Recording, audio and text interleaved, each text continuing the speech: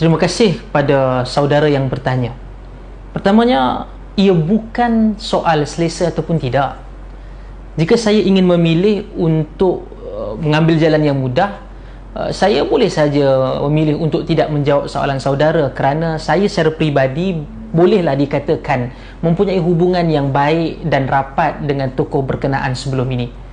Saya pernah ke rumahnya, menziarahi beliau, makan dan minum di sana, berbincang, berbahas banyak perkara dengan beliau, bahkan bermusafir bersama. Saya pernah bersama-sama mendukung dan menggerakkan sebuah pertubuhan yang begitu sekali sinonim dengan beliau.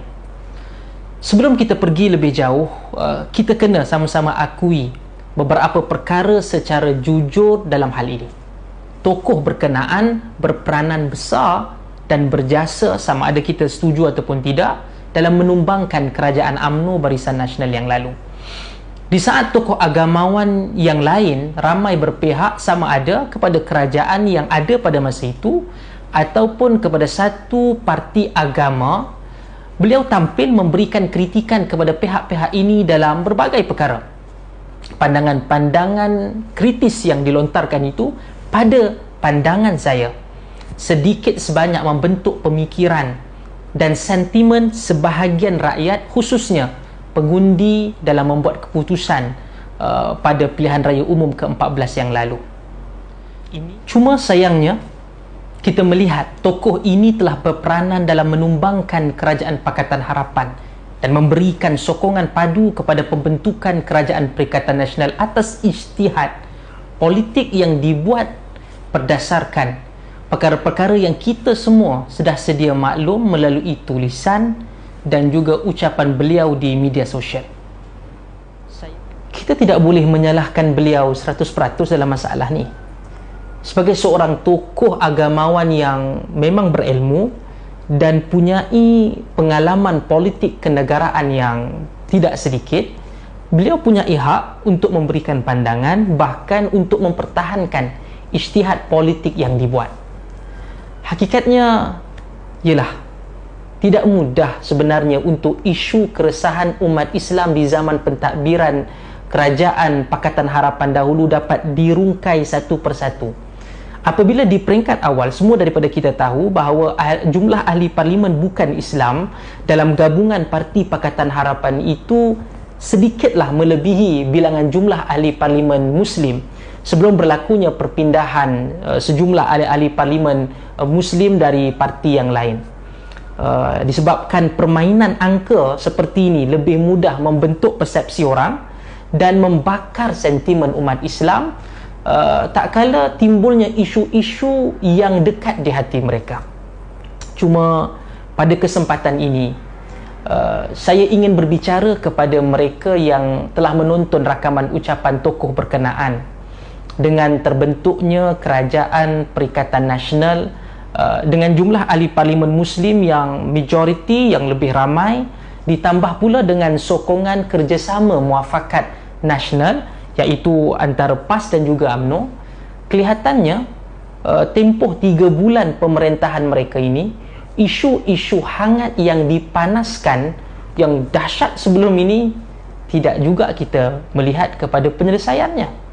Dari itu, kita masih belum nampak formula kerajaan Perikatan Nasional ini yang adalah ubat kepada isu-isu yang menjadi kontroversi dahulu, sehingga menyebabkan seluruh daripada kita, saya dan saudara sendiri, tertanya-tanya, adakah Perikatan Nasional yang dibentuk ini sejujurnya untuk menyelesaikan isu-isu yang berbangkit atau sekadar helah ataupun mungkin muslihat bagi mencapai kepentingan kelompok atau individu tertentu dalam parti-parti gabungan Perikatan Nasional yang watak-watak ini sebenarnya telah pun diketahui umum sekarang.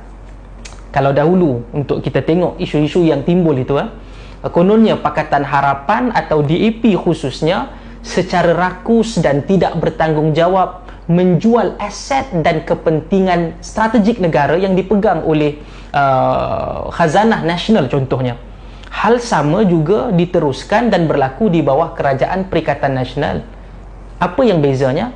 tidak lagi kedengaran kritikan dan laungan seperti sebelum ini.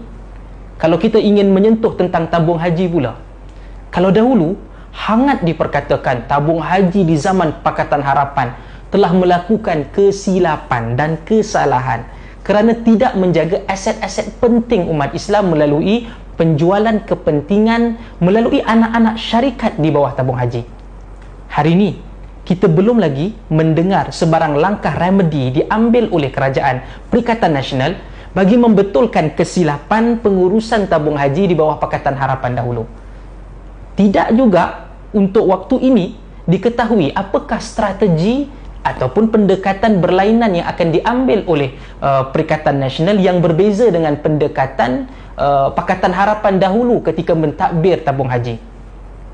Adakah mereka yang memegang kuasa sekarang ini akan hanya membiarkan kezaliman yang kononnya dibuat dahulu oleh Pakatan Harapan dan melihat tanpa sebarang tindakan? Ada satu isu lagi, saudara dan juga mereka yang menonton rakaman ini mungkin, isu arwah saudara Adib rahimahullahu ta'ala. Ini antara isu yang hangat, dahulu diperkatakan, dimarahkan, macam-macam lagi. Daripada dahulu sampai sekarang, orang masih lagi mengulangi tentang isu arwah saudara Adib rahimahullah. Namun hari ini isu ini senyap, sunyi tanpa sebarang berita. Pihak lantang yang dahulu bercakap tanpa henti tentang isu arwah Adib ini sudah pun berada dalam Kerajaan Perikatan Nasional, namun setelah 3 bulan memerintah masih lagi tiada sebarang tindakan yang diambil. Siapa lagi watak yang lain? Siti Kasim contohnya, dia masih lagi ada, dia masih lagi memberikan ucapan, dia masih lagi memberikan meletakkan tulisannya di media sosial. Ada apa-apa tindakan? Tiada sebarang tindakan pun diambil sampai ke saat ini. Hatta isu LTTE yang dibangkitkan sebelum ni sekalipun, tiada sebarang tindakan diambil kepada baki suspek-suspek yang dikatakan terlibat dengan LTTE. Kalau dahululah DAP yang ada dalam Kerajaan Pakatan Harapan, peguam negara dilihat bias kepada fahaman liberal dan terutamanya lah beliau bukan beragama Islam. Kenapa hari ini persoalannya di bawah Perikatan Nasional tiada tindakan juga diambil? Bukankah Menteri Dalam Negeri dahulu hari ini telah pun menjadi Perdana Menteri ke-8, PM ke-8, dan Menteri Dalam Negeri Perikatan Nasional juga yang dianggap sebagai orang utama, orang kuat kepada PM8, boleh mengambil tindakan, tetapi tiada juga tindakan yang diambil. Soalan saya, bukankah kertas siasatan telah pun lengkap dibuat? Adakah kerajaan, kalau kita nak nakal sedikitlah untuk bertanya, sebenarnya ingin bermain politik menanti saat terbaik untuk mengambil tindakan kepada mereka, misalnya waktu Parlimen bersidang nanti, bagi mengurangkan jumlah ahli Parlimen Pakatan Harapan dalam sebarang pengundian di dalam Dewan Rakyat nanti. Saya pun pada saat ini dan sebelum daripada ini mendengarlah ada yang mungkin akan kata, Ustaz, 3 bulan baru Ustaz, tempoh yang singkat dan terlalu awal untuk menjadi kritikal kepada Kerajaan Perikatan Nasional. Saya katakan tak. Isu-isu yang saya sebutkan dan kita bincangkan sebelum ini tadi, misalnya adalah isu-isu yang tidak memerlukan waktu yang lama untuk sebuah keputusan dimuktamadkan dan tindakan untuk diambil. Kita pun tahu sepanjang PKP ni begitu cepat ahli politik dilantik dan dibawa masuk ke dalam kabinet, dan lantikan dalam puluhan agensi dan JLC dibuat dalam keadaan yang cepat, dan apalah kiranya untuk satu arahan yang jelas dan tegas dibuat oleh mana-mana pihak yang berkewajipan membawa mereka yang dianggap sebagai biadab, tidak menghormati umat Islam, dibawa ke muka pengadilan. Kalau orang tanya bila, saya kata inilah masanya, kerana anda sudah pun berkuasa. Namun saya tidak mahu mengambil jalan apologetik, dan saya tak mahu menjadi apologetik menafikan adanya watak-watak ataupun individu-individu yang sememangnya bermasalah dalam Pakatan Harapan dan kerajaan Pakatan Harapan itu sendiri sebelum daripada ini. Kalau sebelum daripada ini, Pakatan Harapan kelihatan tercari-cari rentak mendepani isu-isu kontroversi yang menyangkut isu perkauman, isu keagamaan. Dalam 3 bulan sebelum ini, Pakatan Harapan perlu mengambil iktibar dan belajar sesuatu yang bermakna sebelum nanti insya-Allah jika kembali berkuasa dengan izin Allah Subhanahu Wa Taala dalam jangka masa yang terdekat, Pakatan Harapan harus segera bingkas dan tangkas. Yang ini saya ingin tekankan, harus bingkas dan tangkas mendepani isu-isu ini dan kembali menjejak bumi dalam situasi real politics dewasa ini.